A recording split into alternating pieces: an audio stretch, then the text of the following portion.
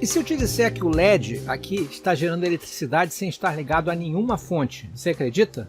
Não tem bateria escondida, não tem fonte, não tem nada, nem circuito eletrônico. A única coisa que eu vou fazer agora é iluminar o LED com a lanterna do celular.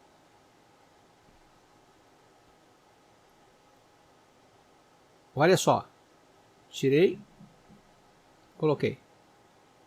Tirando, a tensão desaparece. Ilumina novamente e ela volta. Mas espera aí, o LED não serve para emitir luz? Como é que ele pode produzir eletricidade?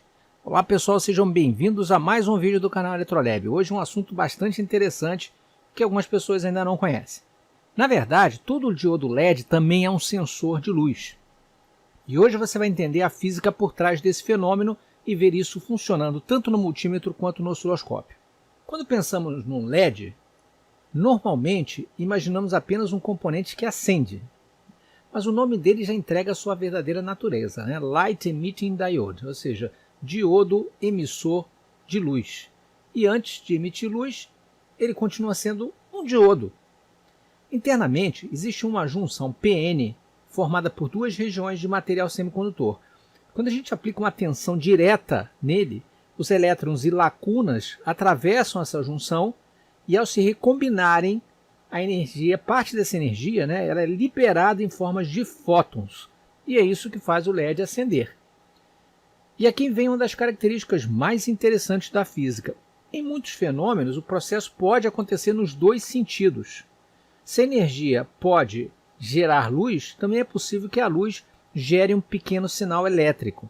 Agora imagine um fóton nessa região. Se um fóton possui energia suficiente, ele pode arrancar um elétron da ligação química dentro do semicondutor. E com isso vai surgir o que a gente chama de para-elétron-lacuna. Essas cargas passam a ser separadas pelo próprio campo elétrico interno existente na junção PN. E essa separação produz uma pequena diferença de potencial, ou seja, aparece uma tensão elétrica. Isso recebe um nome, o nome é efeito fotovoltaico. É exatamente o mesmo princípio usado numa célula solar, por exemplo. A diferença é que o LED foi projetado para emitir luz e não para captar. Mas mesmo assim, a física continua funcionando. Bom, existe uma pequena confusão aí entre os fenômenos de fotovoltaico e fotocondutividade. O primeiro, que é o efeito fotovoltaico, nele a própria luz cria uma tensão elétrica. Não tem uma alimentação externa. E é exatamente o que a gente vai medir daqui a pouco. O segundo fenômeno é chamado fotocondutividade. Nesse caso, tem uma alimentação elétrica. A luz não cria energia, ela apenas modifica a condição do componente. Por exemplo, o LDR, né, que é aquele resistor dependente da luz. Quando ele ilumina o LDR, ele não gera uma energia, ele varia a sua resistência. Variar essa resistência pode também variar a intensidade de uma energia que já está conectada ali. Ok? Daí a diferença. Já o fotodiodo, por exemplo, um fotodiodo polarizado reversamente, a corrente aumenta quando ele recebe luz. Então são mecanismos bem diferentes. A gente vai observar agora especificamente o efeito fotovoltaico, ou seja, aquele que eu não tenho energia nenhuma e eu ilumino e gera energia a partir daí. Então vamos lá, a gente vai ver isso na prática aqui. Esse LED aqui, mais uma vez, não está ligado a absolutamente nada, apenas conectado a esse multímetro. Então aqui as pontas de prova, está conectado nesse multímetro. Então, sem iluminação direta, eu tenho uma tensão aqui muito baixa, né? Está na escala de volts DC, 0,007, né? Praticamente nada. Mas antes, pessoal, um agradecimento à JLC PCB pelo apoio ao canal. Se você desenvolve placas eletrônicas, eles oferecem fabricação de PCB em FR4 com excelente qualidade. Desde os projetos mais simples até placas com 6 camadas ou multicamadas, para circuitos de maior complexidade e com opção de controle de impedância quando necessário. Além da fabricação das placas, você também pode solicitar montagem SMT, stencils, layout de PCB, impressão 3D e usinagem CNC, concentrando aí praticamente todo o desenvolvimento do hardware num único fornecedor. Faça o upload dos arquivos do projeto, personalize as especificações e acompanhe todo esse processo online. Vale a pena dar uma olhadinha, o link da JLC PCB está aqui na descrição, voltando para o nosso vídeo. Agora observe, eu vou ligar essa lanterna, vou apontar a lanterna para ele aqui. Olha o que acontece. Eu cheguei a 1,5 volt, 1,5 volts. Quanto mais intensa for a luz, maior tende a ser essa tensão produzida. Se eu afastar um pouco, ó, eu vou diminuindo. Ó. A tensão vai diminuindo, 1,4, 1,3, estou afastando. Estou diminuindo a incidência. O multímetro, por sua vez, ele tem uma impedância muito alta. Isso significa que praticamente ele não consome corrente. Né? A impedância aqui é de 10 megaohms. Agora, mesmo assim ele consegue medir essa uma pequena tensão produzida pelo LED. Agora, se a gente ligar uma carga maior do que o multímetro, é possível que essa tensão simplesmente desapareça. Isso acontece porque o LED produz pouca energia. Então a corrente disponível aqui é muito baixa. Ele consegue gerar tensão, mas praticamente não consegue fornecer potência. Então ele serve muito, por exemplo, para um sensor. É óbvio que eu posso ligar aqui um amplificador operacional aqui, ou um transistor, e eu vou aumentar essa capacidade de corrente dele. Mas esse não é o objetivo. O objetivo aqui seria usá-lo como sensor ou para uma comunicação de dados, por exemplo. Vamos repetir esse teste com LEDs de diferentes cores. Eu tenho esse conjunto aqui, ó, com 4 cores diferentes de LEDs, e ver aqui as diferenças das tensões para cada um. Eu já testei esse verde grande aqui, eu vou botar o vermelho, o LED vermelho, vamos comparar aqui como é que ficam as tensões para cada LED. LED vermelho, vamos testar o LED vermelho agora, 0,5 volts no máximo, bem perto aqui, 0,5 volts, bem baixinho para esse LED vermelho aqui. Vamos testar o LED azul, ok.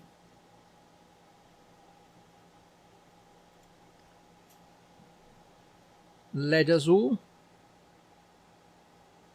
1,2 volts aqui, 1,2. O LED amarelo,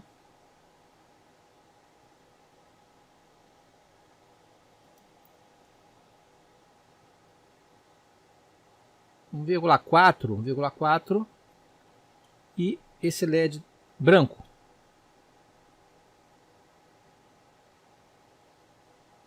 Ok, LED branco. 0,8, mais ou menos. Você vê que tem diferenças aqui. Aquele LED verde que eu consegui lá, 1,5 volt. Outros LEDs grandes aqui eu consigo valores maiores ou menores. Vamos testar esse branco grande aqui para ver. Branco grande. 1,5. Consegui melhores valores com os grandes ali. E esses pequenos valores menores, sendo que o vermelho não foi o melhor, foi o pior aqui. Esses valores diferentes acontecem porque cada cor usa um material semicondutor diferente. Cada material tem o que a gente chama de band gap diferente. O band gap ele determina quanta energia um fóton precisa para produzir novos portadores de carga. Por isso que um LED azul não vai responder exatamente da mesma forma que um LED vermelho.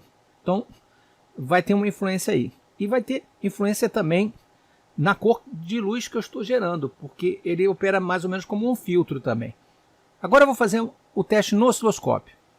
Bom, eu liguei agora aqui no osciloscópio, bem na saída do LED, tá? Sem alimentação nenhuma. E a gente vê um traçado lá, eu coloquei num tempo bem lento para a gente ver o que acontece. Eu vou iluminar e vou ligar e desligar a lâmpada. E olha o que a gente consegue ver. Eu estou gerando pulsos aqui.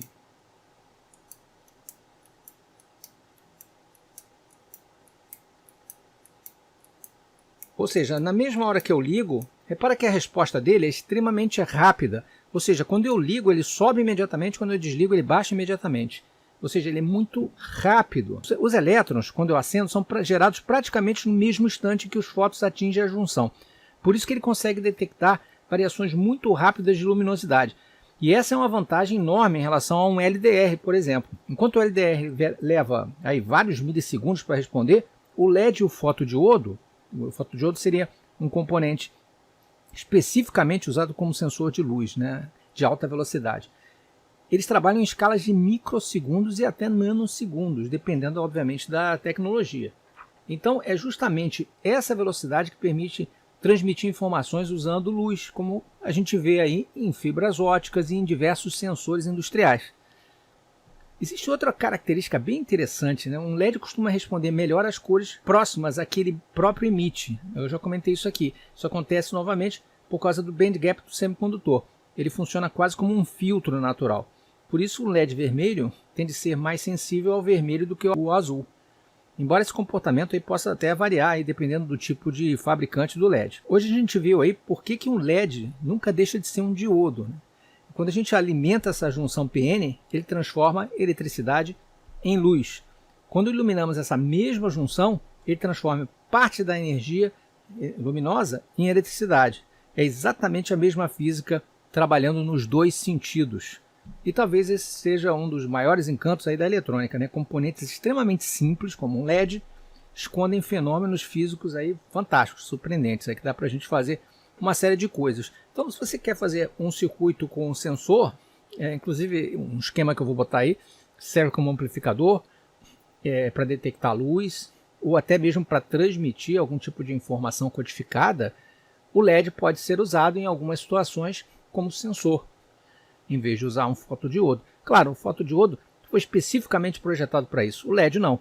Mas sabemos agora dessa possibilidade e podemos fazer projetos aí bem simples, bem básicos, utilizando esse componente tão comum que tem em todo o canto. Ok, pessoal? Bom, espero que vocês tenham gostado aí desse vídeo. É um vídeo curto, mas com uma ideia bem bacana e que pode ser aproveitada em uma série de situações. Se gostarem do vídeo, clique no like, não deixem de se inscrever no canal e marcar o sininho de notificações. E até o próximo vídeo. Um grande abraço.